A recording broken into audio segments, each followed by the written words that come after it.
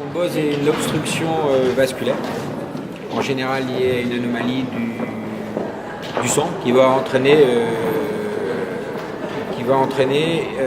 un obstacle vasculaire avec des conséquences majeures. L'importance de la thrombose est bien connue depuis des années au cours des MICI, que ce soit maladie de Crohn ou rectocolite hémorragique. Et il y a des données essentielles, mais vraiment essentielles, que tout gastro-entérologue, mais également que tous les patients doivent savoir.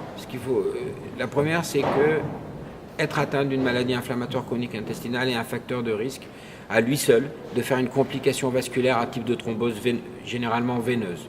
Donc ça veut dire qu'on est des sujets à risque.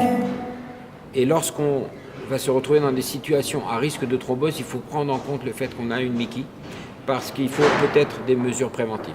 Donc c'est un facteur de risque à la différence de tas d'autres situations. Deuxièmement, quand on a une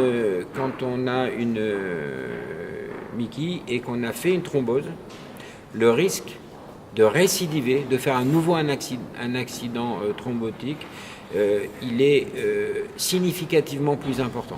Donc on est à risque de thrombose et on est à risque de récidive de thrombose. Comme si on avait une maladie du sang qui prédisposait aux thromboses. Ce qui veut dire qu'il faut tout faire pour éviter de se retrouver dans les situations à risque de thrombose où il faut prévenir ce risque. Et dans ce sens, il y a un travail très important qui a été publié il y a quelques années. 13 000 patients avec une MICI en Angleterre comparé à près de 70 000 patients qui n'avaient pas de MICI. Et on a essayé d'évaluer le risque de complications vasculaires chez ces patients. Et quelque chose d'incroyable, c'est qu'on a vu qu'effectivement le risque était plus élevé. On va dire qu'il est globalement entre 2 et 3 fois plus élevé que la population contrôle, mais que le risque il était particulièrement élevé, il était plus élevé chez les patients hospitalisés, mais encore beaucoup plus élevé, de l'ordre de 16 fois plus élevé, chez les patients qui avaient une poussée de leur MICI et qui n'étaient pas hospitalisés.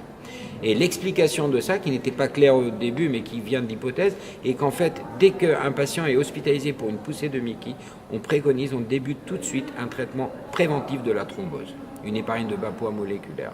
Or, quand il est en ambulatoire, c'est pas souvent le cas, c'est pas encore entré dans les mœurs, il y a des avantages, il y a des inconvénients, mais c'est quelque chose qu'il faut avoir à l'esprit, c'est très très important, c'est un message qu'on répète à tous les médecins. Si on doit faire une prescription de corticoïdes ou autre, il faut penser, se poser la question.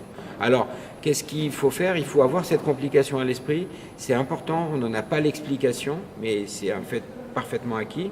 J'ai oublié de dire que les thromboses sont également plus compliquées quand on a une MICI que quand on n'a pas de MICI.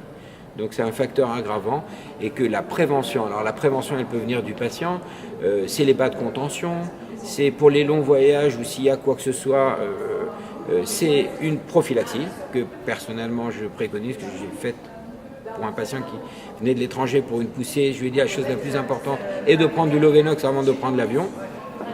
Et puisqu'on va le prendre en hospitalisation, donc ça il faut vraiment y penser pour toutes ces mesures, moyennant quoi il semble que avec des bonnes mesures préventives, on arrive à bien contrôler ce risque. La question plus difficile est lorsqu'un patient qui a une MICI a fait une thrombose et chez qui on découvre, ce qui est parfois le cas, un autre facteur de risque, est-ce qu'il faut lui donner un traitement anticoagulant pour une durée indéfinie ou pour une durée de 3 à 6 mois? C'est toujours très très difficile.